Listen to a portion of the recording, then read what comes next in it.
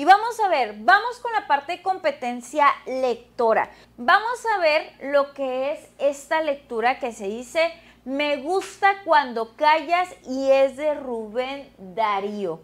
Y dice, en invernales horas mirad a Carolina, medio apelotonada, descansa en el sillón, envuelta en su abrigo de Marta Sibelina y no lejos del fuego que brilla en el salón. El fino angora blanco junto a ella se reclina, rozando con su hocico la falda de alencón, no lejos de las jarras de porcelana china que medio oculta un biombo de seda del Japón. Con sus sutiles filtros la invade un dulce sueño, entre sin hacer ruido dejo mi abrigo gris, voy a besar su rostro rosado y halagüeño. Con sus sutiles filtros la invade un dulce sueño, entro sin hacer ruido, dejo mi abrigo gris, voy a besar su rostro rosado y halagueño, ¿ok? Ahora, esta poesía, fíjate muy bien, se llama de invierno, ¿ok? Esta poesía se llama de invierno y fíjate muy bien, ¿qué es lo que tenemos que analizar primero?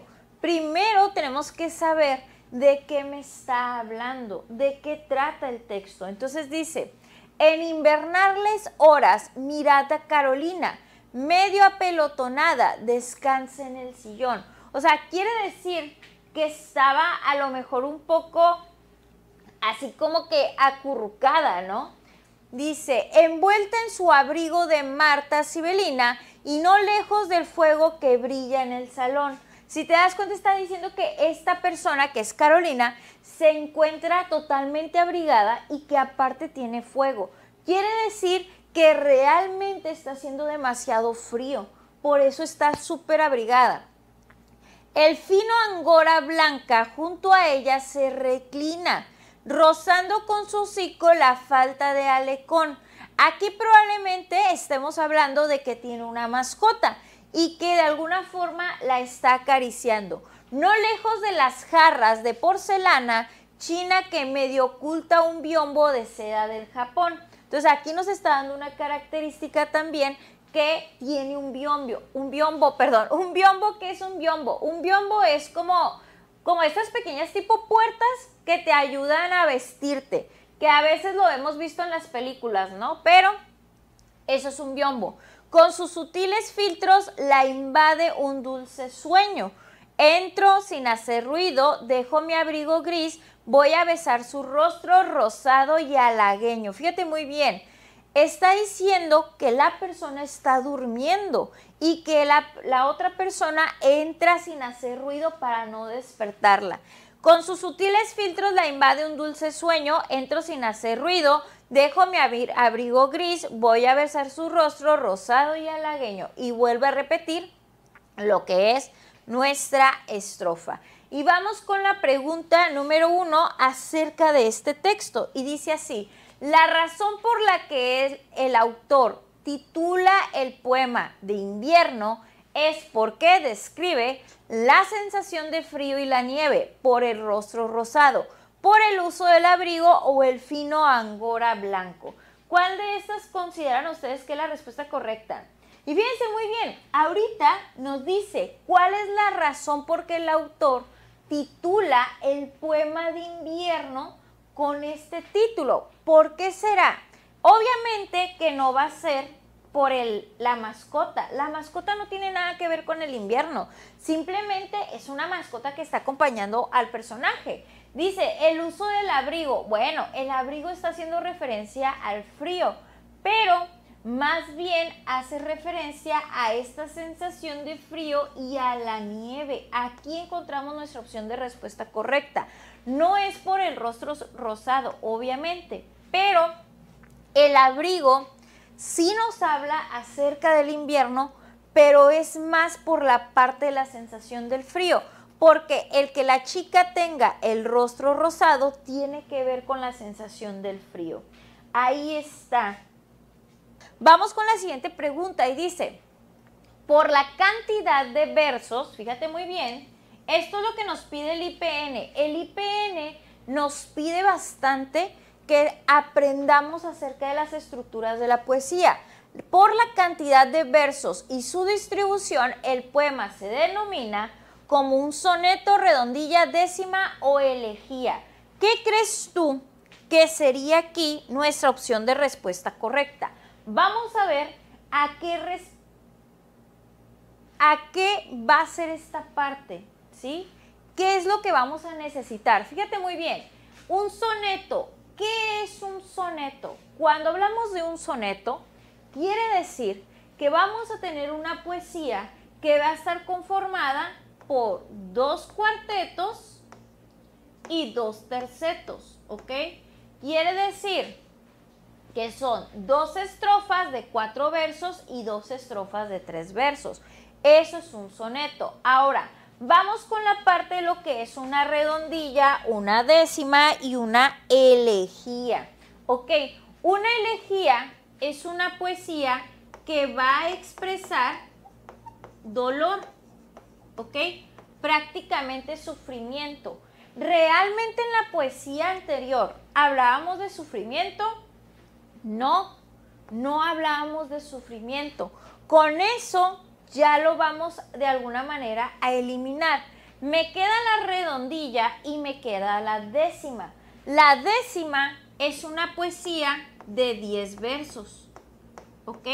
Y que estos versos van a ser octasílabos, ¿ok? Octasílabos quiere decir que cada verso va a estar conformado por 8 sílabas, ¿ok? Ahora, vamos con lo que es la parte de la redondilla.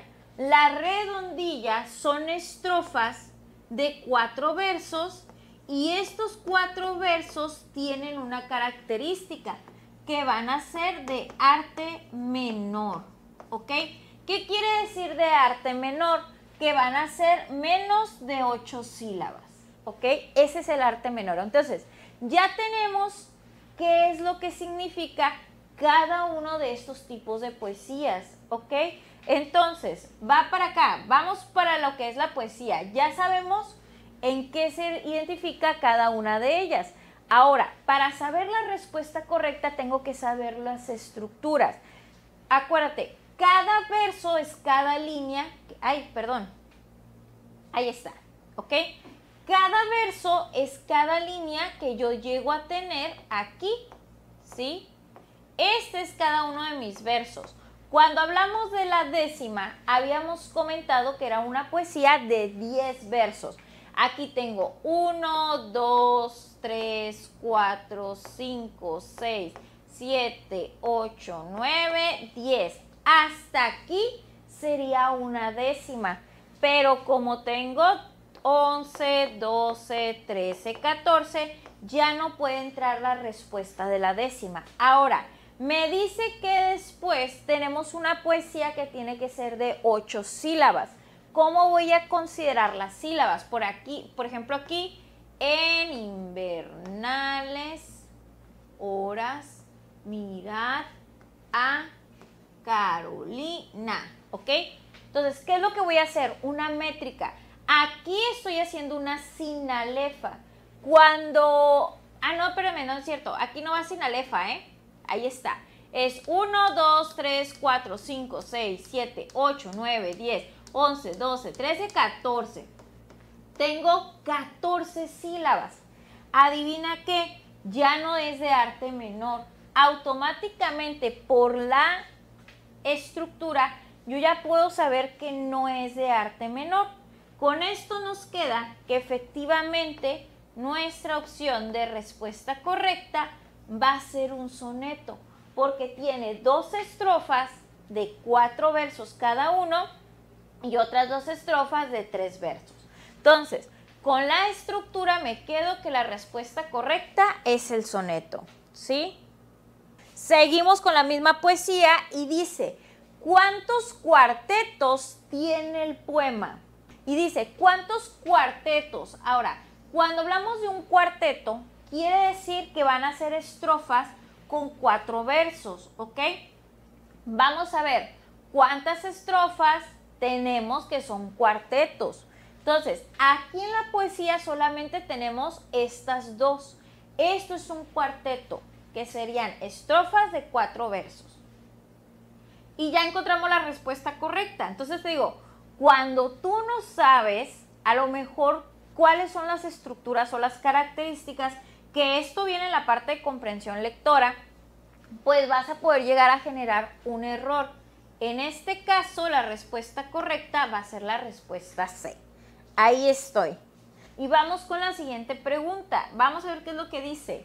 ¿Qué figura retórica se utiliza en la comparación como una rosa roja que fuera flor de lis en el poema? Ok, vamos a ver. ¿Qué figura retórica? Las figuras retóricas tienes que estudiar para tu examen de admisión al IPN. Sí te lo van a preguntar porque si te llega a tocar alguna poesía en el examen de admisión, porque les digo, a veces nos queremos confiar con lo que ya hemos visto el año pasado, pero no te debes de confiar porque hay muchas versiones del examen. Hay en ocasiones que a lo mejor si te toca mucha suerte, no te toque poesía. A lo mejor en otra versión sí hay poesía. Entonces hay que tener mucho cuidado porque nos dejamos llevar. Vamos a ver cuál es la respuesta correcta en esta pregunta. Como una rosa roja que fuera flor de lis. Entonces, aquí yo ya tengo lo que es la frase donde vamos a tener que identificar la figura retórica. Personificación. La personificación quiere decir que voy a generar cualidades humanas. Ahí está. ¿Qué quiere decir con cualidades humanas? Que yo te diga a objetos, a cosas o animales, cosas que nosotros como seres humanos realizamos, pensar. Los animales no tienen la capacidad de razonamiento, pensamiento. Entonces quiere decir que si yo te digo, mi tortuga empezó a reflexionar, ¿tú crees que la tortuga tiene la capacidad de reflexionar? Pues no. Entonces esa es una personificación, porque le estoy atribuyendo una cualidad humana a un objeto o a un animal. Entonces la D es incorrecta. Ahora, ¿qué es la hipérbole? ¿Ok? ¿Qué es la hipérbole? ¿Quién sabe qué es la hipérbole? La hipérbole es una figura retórica que siempre la hemos hablado por aquí en nuestro curso.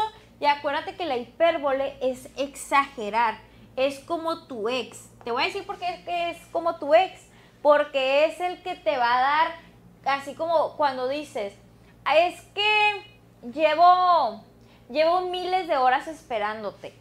Probablemente nomás tienes 30 minutos que estás esperando a la persona, pero tú vas a exagerar y vas a decir, es que ya tengo miles de horas esperándote. Aquí he estado yo y tú no sales del trabajo. ¿Qué te pasa? Esa es una hipérbole, es una exageración totalmente. Y en este caso no estoy hablando de una exageración. Me queda ahí el símil y la metáfora. Estas dos figuras retóricas son las más utilizadas en el examen de admisión. Y te voy a decir por qué. Porque todos las llegamos a confundir. Todos llegamos a confundir lo que es la metáfora y el símil. Porque hay una pequeña línea delgada entre el símil y la metáfora. Te voy a decir por qué. Tanto la metáfora como el símil, ambas generan una comparación. ¿Ok? Las dos van a generar comparación, ¿va? Pero ¿qué diferencia hay entre esta y esta? Si las dos me van a comparar, que en el símil voy a utilizar una palabra, ¿sí?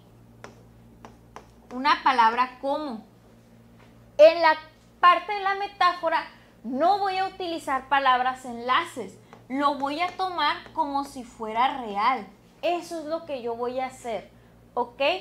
Entonces, dice, es como la tía Lucha de una familia de 10, yo no soy dramática. Ándale, Gonzalo, exactamente. Entonces, en este caso, cuando tomamos las cosas como reales, va a ser una metáfora. Como si yo te dijera ahorita en este momento, mi cabello es un resorte. Te estoy diciendo que realmente es un resorte mi cabello, haciendo referencia a mi chino, pues que es natural, ¿no? O sea, ustedes saben perfectamente que mi cabello es rizado. Entonces, mi cabello natural es rizado. Y si yo te digo, mi cabello es un resorte, estoy utilizando una metáfora. ¿Por qué? Porque estoy haciendo referencia a los rizos que yo tengo de manera natural. Entonces, eso es una comparación real. No utilizo una palabra. A diferencia, fíjate muy bien, si yo te digo un símil, voy a utilizar exactamente el mismo ejemplo. Si yo te digo, mi cabello es como un resorte, ahí yo ya me voy a transformar al símil. Es una pequeña línea delgada. Es muy diferente decir, mi cabello es un resorte, que es una comparación real, a decir, mi cabello es como un resorte. Utilizo una palabra enlace para comparar. En el caso de esta frase tengo la palabra como una rosa roja que fuera flor de lis. Estoy comparando la rosa con la flor de lis. Entonces, como tengo esta palabra que es como, me voy a quedar con la respuesta correcta, que sería la respuesta B. Ahí está, ¿sí? Dice, competencia lectora, el mito de la creación de los mayas. Les voy a decir algo, no sé por qué, ¿verdad? Pero como que al IPN le encantan las lecturas que tengan que ver con la historia. Entonces, si tú conoces de historia, créeme que la sección de comprensión lectora se te va a hacer un poquito más fácil porque vas a poder entender y comprender los textos. Les digo, por experiencia, yo sé que en el examen del IPN les encanta siempre ponerles algo relacionado con lo que es historia. Entonces dice, el Popol Vuh o Popol Vuh en el idioma quiché es la historia de la creación de los mayas. Los miembros de los linajes reales quiché que gobernaron las tierras altas de Guatemala registraron la historia en el siglo XVI para preservarla bajo el reino del imperio colonial. El Popol Vuh, que significaba libro de la comunidad, narra el relato de la creación maya, los cuentos de los héroes gemelos y las genealogías y derechos de tierra quiché. En esta historia, los creadores Corazón del Cielo y otras 6 deidades, incluyendo la serpiente emplumada, querían crear seres humanos con corazones y mentes que pudieran llevar la cuenta de los días. Pero sus primeros intentos fracasaron. Cuando estas deidades finalmente crearon humanos usando maíz blanco y amarillo que podían hablar, ellos quedaron satisfechos. En otro ciclo épico de la historia, los señores de la muerte del inframundo convocaron a los héroes gemelos a jugar un memorable juego de pelota donde los gemelos derrotaron a sus contrincantes. Los gemelos subieron a los cielos y se convirtieron en el sol y la luna. A través de sus acciones, los héroes gemelos prepararon el camino para la siembra del maíz, para que los seres humanos vivieran en la tierra y para la cuarta creación de los mayas. Nuestra historia de la creación nos enseña que los primeros abuelos de nuestra gente fueron hechos de maíz blanco y amarillo. El maíz es sagrado para nosotros porque nos conecta con nuestros antepasados, alimenta nuestro espíritu, al igual que a nuestros cuerpos. Juana Batzpuac, maya quiché, contadora del tiempo. Ahora, en esta lectura, fíjate muy bien, ¿de qué nos está hablando? Primero, hay que analizar el texto. A veces nos van a dar la recomendación, no leas el texto, no pierdas tu tiempo en leer el texto. Y yo te lo voy a decir, yo como maestra de literatura, yo soy maestra en lengua y literatura, o sea, maestra de español para secundarias y preparatorias. Te voy a decir algo, creo que es uno de los peores errores el no leer una lectura completa. Te voy a decir por qué. Si tú te vas directamente a las preguntas, probablemente van a haber preguntas de manera directa. Quiere decir que sí vas a encontrar la información dentro del texto. pero van a haber otras preguntas que son de inferencia. Esto quiere decir que no realmente vas a encontrar la información en el texto, sino que a través de la lectura y a través de la comprensión vas a tener que deducir cuál sería la respuesta correcta. Entonces, si no lees el texto completo por ahorrarte tiempo, probablemente ese tipo de preguntas te van a costar mucho más trabajo el poderlas comprender. Entonces, vamos a analizar el texto. ¿Qué es lo que nos habla? El Popol Vuh o Popol Vuh en el idioma quiché es la historia de la creación de los mayas. Entonces, aquí ya nos está dando la idea principal. ¿Cuál es mi idea principal? Mira, esta es una idea principal, que es la creación de los mayas. Estamos hablando del Popol Vuh, pero estamos hablando de la creación de los mayas. De eso va a tratar mi texto. Ahora dice, los miembros de los linajes reales quiché que gobernaban las tierras altas de Guatemala registraron la historia en el siglo XVI para preservarla bajo el reino del imperio colonial.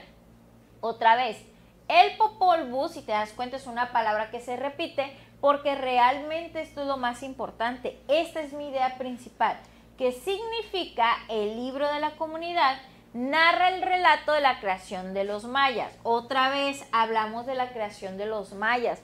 Prácticamente me estás dando la idea principal del texto. Quiero que tú sepas cómo es que se crearon o cómo fue que nació lo que son los mayas. Los cuentos de los héroes gemelos y las genealogías y derechos de tierra quiché. En esta historia, los creadores, Corazón del Cielo y otras 6 deidades, incluyendo la serpiente emplumada, querían crear seres humanos con corazones y mentes que pudieran llevar la cuenta de los días. Esto es lo que ellos querían, pero sus primeros intentos fracasaron. O sea, nos está contando que al inicio quisieron crear cómo fue que los mayas surgieron, pero que esas historias de alguna manera no tuvieron relevancia. Ahora, ¿dónde sí hubo una importancia en esta parte? Donde dice, cuando estas deidades finalmente crearon humanos usando maíz blanco y amarillo que podían hablar, ellos quedaron satisfechos. O sea, el punto clave aquí, que en el momento que crearon la historia de que las personas venían del maíz, ahí es donde ya las personas aceptaron la historia. Y dice, en otro ciclo épico de la historia, los señores de la convocaron a los seres gemelos a jugar un memorable juego de pelota, donde los gemelos derrotaron a sus contrincantes. Fíjate muy bien. Ahora, la historia nace a partir del maíz, pero también nos dice que en las historias que ellos crearon hablaban acerca de los héroes gemelos y que estos héroes gemelos de alguna manera jugaron el juego de pelota, súper reconocido en lo que es nuestra cultura mexicana. Los gemelos subieron a los cielos, fíjate muy bien, y ahí es donde se convierte el sol y la luna. Te está hablando de la creación del mundo. Quiere decir que estos gemelos representan al sol y la luna. A través de sus acciones, los héroes gemelos prepararon el camino para la siembra del maíz. Otra vez hablamos del maíz, para que los seres humanos vivieran en la tierra y para la cuarta creación de los mayas.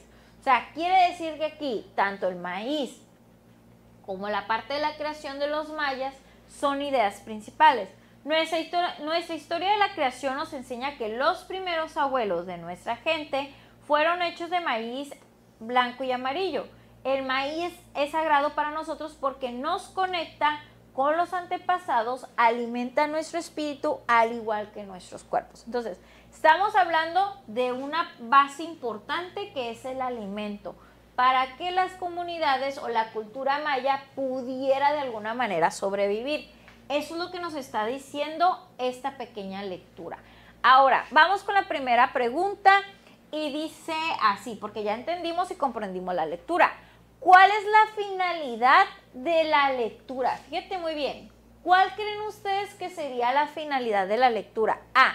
Analizar un tema polémico y presentar la postura del autor. Explicar y transmitir información de manera objetiva. decir cómo son los seres, objetos y lugares para ser imaginados o relatar hechos reales o imaginarios que le ocurren a personajes. ¿Cuál de estas opciones de respuesta creen que sería nuestra respuesta correcta? ¿Ok? Y fíjate muy bien, analizar un tema polémico y presentar la postura de un autor. Cuando hablamos de este tipo de textos, quiere decir que va a ser un texto argumentativo. ¿Ok?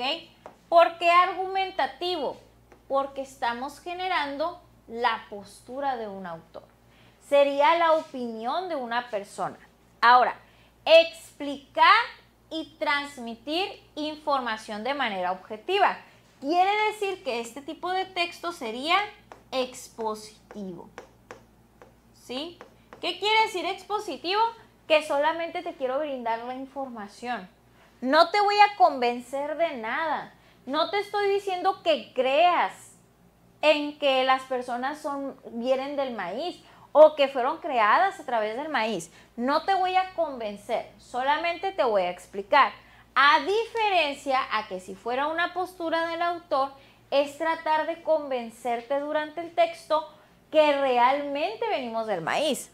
Ahora, decir cómo los seres, objetos y lugares para ser imaginados. Relatar hechos reales, imaginarios que le ocurren a personajes. Ahora, relatar hechos reales. ¿Todo esto que hablamos aquí son hechos reales? No, no estamos hablando de un hecho real. Entonces, es incorrecto. Decir cómo son los seres, objetos y lugares. No, no estoy diciendo cómo son los objetos o lugares. Ahora, es analizar un tema polémico o explicar y transmitir. Es explicar y transmitir información de manera objetiva. Porque solamente te está diciendo qué es lo que es el Popol Vuh, nada más. Pero no te está tratando de convencer de que nosotros de alguna manera fuimos creados del maíz, ¿verdad que no? Entonces, con esto nos queda que la respuesta correcta va a ser la respuesta B. 22. Indicar la idea principal de la lectura. Y esta ya nos quedó bien fácil, ¿eh? Ya nos quedó súper fácil porque, fíjate muy bien, vamos a indicar la idea principal de la lectura. ¿Cuál es la idea principal de la lectura? Ahorita ya miramos los linajes reales quinché, la importancia del maíz en la cultura maya, la creación de los seres humanos, el mito de la creación de los mayas, según el Popol Vuh. ¿Cuál consideran ustedes que sería aquí la respuesta correcta? ¿Sí? ¿Cuál sería la respuesta correcta en esta pregunta? Los linajes reales. No nos habla de linajes reales. La A es incorrecta. Porque sabemos que lo importante aquí es el maíz. Lo importante es que nos habla acerca de la creación, pero acuérdate que hay un punto importante. Tenemos que hablar de la cultura maya. Este es mi punto importante. Los mayas. En la opción C no nos habla de la creación de los mayas. Nos habla de los seres humanos. Yo quiero saber el origen de los mayas, no del ser humano. Entonces la C la voy a eliminar. Me queda la B y me queda la D. El mito de la creación de los mayas según el Popol Vuh o la importancia del maíz en la cultura maya. Si observamos bien, ¿cuál es el punto clave? La idea principal que identificamos, al inicio. Hablamos de Popol Vuh, que es un mito acerca de la creación de los mayas. La respuesta correcta va a ser la respuesta D. Ahí está. Y la B la vamos a eliminar. ¿Por qué? Porque la D sí agrupa o sí identifica los elementos que identificamos hace ratito. Ahí está. Y dice así: la tipología textual predominante en la lectura es la narración, argumentación, descripción o la exposición. ¿Cuál de estos consideran que ustedes es la respuesta correcta? Es muy importante que veamos cuál es mi opción de respuesta correcta. Narración. ¿Para qué es la narración? Para contar. La argumentación es para convencer. Descripción. Vamos a brindar cualidades. Y la exposición es para brindar información. ¿Ok? Ahí está, cada una de ellas. Primero, voy a descartar la opción B. ¿Por qué la opción B? Porque hablamos de que no me trata de convencer de que los mayas realmente surgieron del maíz. Solamente me brinda la información, mas no me dice que en su intención sea convencernos. Descripción, no hay cualidades. Me queda el narrativo y me queda el expositivo. ¿Cuál creen ustedes que es la respuesta correcta? Aquí nuestra opción de respuesta correcta va a ser la respuesta de la exposición. Porque la exposición va a ser nuestra opción de respuesta correcta. Fíjate muy bien. Porque recuerda que aquí nosotros estamos brindando información. Solamente me está diciendo que es el Popol Vuh, pero no me está contando una historia. No me está diciendo, había una vez dentro de la cultura maya dos gemelos que hicieron un juego de pelota en el cual cuando cada uno de ellos terminó con el juego, se convirtieron en el sol y la luna. Ese sería un texto narrativo. Me contaría la historia de los gemelos. Cómo fue que a lo mejor fue el juego de pelota, qué fue lo que pasó al principio, si hubo alguna situación, algún pleito dentro del juego de pelota y finalmente cómo es que ellos llegaron a ser el sol y la luna. Ese sería un texto narrativo, pero en este caso no me está brindando esa información. Así que me quedo con la respuesta D, exposición. Y ahí está, chicos. Vamos con el siguiente reactivo. ¿Qué es lo que dice el siguiente reactivo? Según el texto, ¿por qué es sagrado el maíz para los mayas? Porque es la única fuente de alimento, porque conecta a los mayas con sus antepasados y alimenta su espíritu y cuerpo, porque es difícil de cultivar o porque es utilizado en rituales religiosos. ¿Por qué consideran ustedes que es la respuesta correcta en la respuesta de la pregunta número 24? ¿Por qué es sagrado el maíz para los mayas? ¿Ok? ¿Por qué es sagrado? Y fíjate muy bien, el maíz nos dice que era sagrado. ¿Era su única fuente de alimento? No, no era su única fuente de alimento. Así que la A es incorrecta. Porque era utilizado en rituales religiosos. Ni siquiera nos habla de rituales religiosos. En ningún momento la lectura nos habla de rituales. Entonces, la D es incorrecta. Porque es difícil de cultivar. Tampoco nos habla acerca del cultivo de lo que es el maíz. Entonces, la C es incorrecta y la respuesta va a ser la respuesta B. ¿Sí? ¿Por qué la respuesta B? 1. Conecta con quién? Los mayas. Esta es mi idea principal. Cuando tú identificas la idea principal, créeme que ya la parte de comprensión lectora se te va a hacer muchísimo más fácil, pero necesitas repasarla. Y dice, hay una relación con los antepasados y de alguna manera alimenta su cuerpo y su espíritu. Ahí está. La respuesta correcta es la respuesta B.